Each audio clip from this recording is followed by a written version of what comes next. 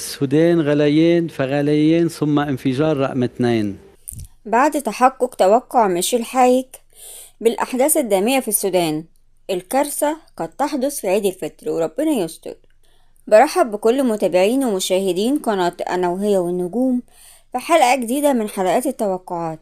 أسعد الله أوقاتكم بكل خير. السوشيال ميديا خلال الساعات الماضية بتوقعات الفلك اللبناني ميشيل حايك واللي اتحققت في السودان، وكان ميشيل حايك اتوقع غليان في غليان ثم انفجار في السودان، وهو ما تحقق خلال اليومين الماضيين باندلاع مواجهات بين قوات الدعم السريع والجيش السوداني، حيث أسفرت عن سقوط المئات. وتوقع ميشيل حايك غليان في غليان ثم انفجار رقم 2، وأمر فوق العادة بيقضي بفتح أبواب سجن عمر البشير. السودان غليان فغليان ثم انفجار رقم 2. وأضاف حايك: إسرائيل بالسودان استخبارات وعسكر وموساد، والسودان بين عودة للوراء وخطوة للأمام، وستتأزم الأمور بنصف الطريق، والتحدي سيد الموقف. قالت نقابة الأطباء في السودان أن حصيلة القتلى جراء الاشتباكات الدائرة بين قوات الدعم السريع والجيش السوداني ارتفعت إلى 25 قتيلا. توقعات ميشيل حايك بالنسبة للسودان والأحداث اللي حصلت في السودان هي اللي اتحققت خلال الأيام الماضية باندلاع مواجهات بين قوات الدعم السريع والجيش السوداني، وأسفرت عن سقوط المئات. وتشهد مدن سودانية بما فيها العاصمة الخرطوم اشتباكات مسلحة متواصلة بين الجيش وقوات الدعم السريع دام في السودان، اشتباكات واتهامات بين الجيش السوداني وقوات الدعم السريع. وتبادل الجيش والدعم السريع اتهامات ببدء كل منهما هجوم على مقر تابعة للآخر، بالإضافة إلى ادعاءات بالسيطرة على مواقع تخص كل منهما، فيما وصف الجيش الدعم السريع بالمتمردة، في خلاف بدأ بتحريك الأخيرة لقواتها نحو عدة مدن دون إذن من قيادة المؤسسة العسكرية. اشتباكات بالأسلحة الخفيفة ودوي انفجارات في مناطق مختلفة من العاصمة السودانية الخرطوم. وتوجت الاشتباكات شهورا من التوترات المتصاعدة بين الجيش وشريكه قوات الدعم السريع، الذي تحول إلى خصم نتيجة الخلافات حول عملية دمج قوات الدعم بالجيش.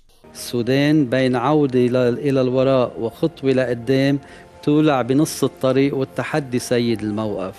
السؤال هنا: هل ممكن يتحقق توقع ميشيل حايك الكارثي ونشوف إسرائيل في السودان ممكن تنتهز الفرصة وتدخل في العيد، ونشوف الموساد الإسرائيلي بالفعل في السودان؟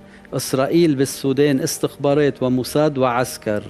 طبعا ما نتمناش كده، وكل اللي نتمناه إن الاشتباكات دي تخلص في أقرب وقت، وربنا يجنب السودان والأمة العربية الفتن ما ظهر منها وما بطن. اشتباكات بالأسلحة الخفيفة ودوي انفجارات في مناطق مختلفة من العاصمة السودانية الخرطوم.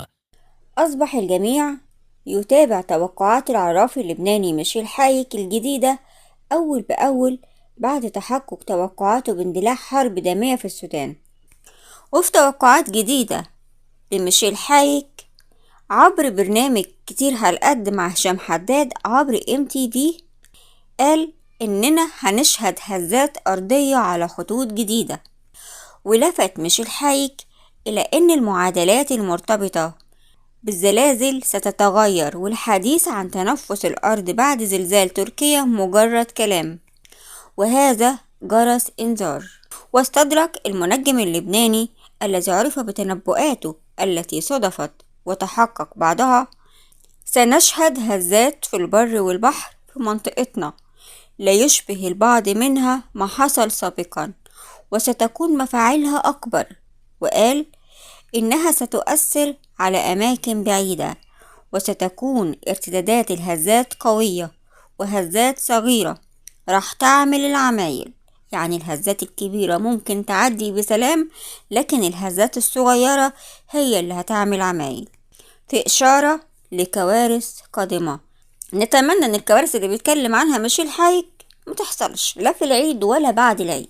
وتابع ميشيل حايك أنه رأى إلى حين وصوله لتصوير الحلقة إن المنطقة ستشهد 31 هزة أرضية، إضافة إلى ما أسماه هزة في أفق العالم الهولندي الشخصي. طبعا احنا عارفين حكاية العالم الهولندي، أو أغلبنا عارف موضوع العالم الهولندي اللي اتشهر كتير في الفترة الأخيرة بسبب زلزال تركيا المدمر اللي كانت وقعه قبلها ب3 أيام، وبعدها فضل يقول عن هزات أرضية، وفي منها حصل وفي منها ما حصلش. هزة في أفق العالم الهولندي الشخصي دون أن يشير إلى المقصود بكلامه. إيه هي الهزة اللي هتحصل في أفق العالم الهولندي؟ طبعا احنا ما بنفهمش توقعات ميشيل حايك أو إيه قصده منها غير بعد ما بتحصل، وبنربط الأحداث بعضها وأعرب ميشيل حايك عن اعتقاده بأن العالم سيشهد عوامل خطيرة الكوكب وظواهر طبيعية غريبة، كظهور نوع جديد من الشتاء لم نشهده من قبل على أيام طويلة، وتساقطه على شكل حبال وحجارة، فيضانات، كسوف وخسوف متسارعة، سقوط أجسام من الفضاء. فالكوكب بيجدد نفسه بنفسه وكأنه بيتخلق من جديد. المال والاقتصاد في لبنان والليرة والدولار ستشهد عملية ركلجة خلال وقت ليس ببعيد. في الأفق هناك تسوية مالية بتشمل امبارح واليوم وبكرة، وبتشكل ربيع مالي كبير للبنان. صيفية لبنان حامية من حماوة الأرض، بكركي الحياد لن تبقى على الحياد، والخطة سي ستخلص لبنان. في الشهر المريمي 2023 ستتفتح براعم الأحداث في لبنان. زلزال في عين التينة، أكتر من معادلة صاعقة داخل معادلة الحريري. جوزيف عون بين الحياد والتحييد لن يحيد عن الخط. شايف ست الدنيا بيروت راح تغلي غلي، شخصية حقوقية بتتسلل لكل عيلة وبتغير مسارها. بالصورة سوبر ماركت أو شيء أكبر من سوبر ماركت، بأكبر عملية ممكن تنشاف بمجال السطو والاقتحامات. بند كبير من بنود الطائف مخدر راح يقع ليدج بيه لبنان. بين قنص وتقنيص رأس كبير سيسقط. فرنجية خروج من النفق وليس دخولا إليه. الأعجوبة اللي حكى عنها واللي بعضنا منتظرها بيقول إنها هتتحقق.